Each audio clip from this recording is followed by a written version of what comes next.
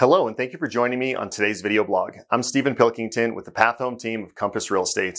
And today we're going to discuss when should you have your client sign your agency agreement to sell their home, and what if they're not looking to sell for months down the line?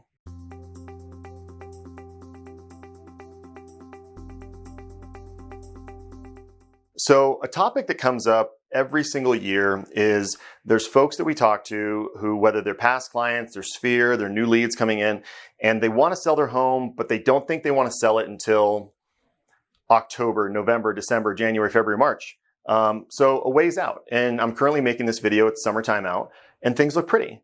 Most of the time in the Denver metro area, things look the best somewhere between April, May through about the end of June, early July.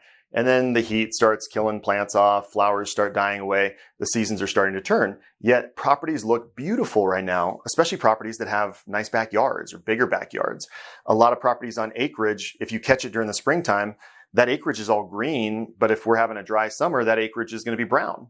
So what we do a lot when we have clients or potential clients say, we would like to sell the home, but not now. We want to do it in the future. Then we say, you know what? Why don't we have the best of both worlds? Let's go ahead and we can fill out an agency agreement. We can give you an early termination right. So if something happens and you change your mind, you can always terminate. If you're really concerned about a client doing that and you're going to spend a few $100s on the photos, we've even had situations where clients like, I'm not 100% positive. I like the idea of what you guys are suggesting. I'm not 100% positive I'm going to hire you guys though. And then we say, you know what? We're confident in our ability to sell your home. We're going to go ahead and take those photos. But if you're really concerned about this and you really think you might hire someone else, let's just go ahead and put that clause in there that if you don't hire us, then you're going to pay us back for the photography just at our cost. So we're not making money on it, but we're giving them the freedom so that way they can make a decision. Because a lot of people have a hard time making a decision now that may affect them 3, 6, 9 months down the line. Yet almost every time we've done this, there have been a couple times where the person just didn't end up selling at all. Yet almost every time that we get them to sign an agency agreement early, we list their property.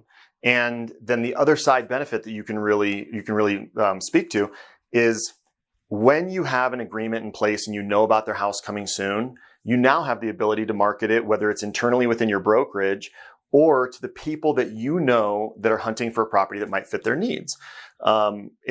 It's awesome when you can be a hero to both sides of the transaction by finding a buyer who's having a hard time finding a home that makes sense and letting them know that, you might have an off-market property that could fit their needs. Let's go ahead and reach out to that seller, see if the seller's okay with scheduling a showing.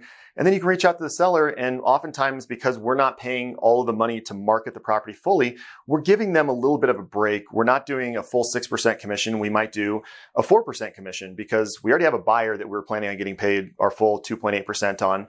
And to transact it for the seller, it does take time and effort to do that, and you should get compensated for it. Yet you can do it however you want to do it to make it a win-win. And then the side effect is, a client that you might have a hard time finding a property for, you found them a property. A seller who wasn't ready to move forward yet, but wanted to move forward, you now got their property under contract, which means you likely get them as a buyer again. This works really well too when you encounter folks who they're saying like, it's fall and we want to list in the springtime. We want to go to the market in the springtime. Say, fantastic. Let's grab some great photos now. Let's say, like I mentioned, the trees and the leaves being down. Well, a lot of houses in Denver, when the leaves are off the trees, you've got mountain views. And when the leaves aren't off the trees, when you've got full leaves, you don't have any mountain views. So you can even use it to that benefit too. So if you're going into the fall, you're going into wintertime, and somebody says, I want to wait until summertime. I don't want to list my property until summertime. And then you ask them like, hey, if you do have views, are those views better now when the leaves are down? Are they better in the summertime when all the plants are back in full bloom? And if they're better when the leaves are down, say, we'd be happy to take a couple of photos now just to have those because people love their mountain views, even if it's seasonally, and we can go ahead and market that.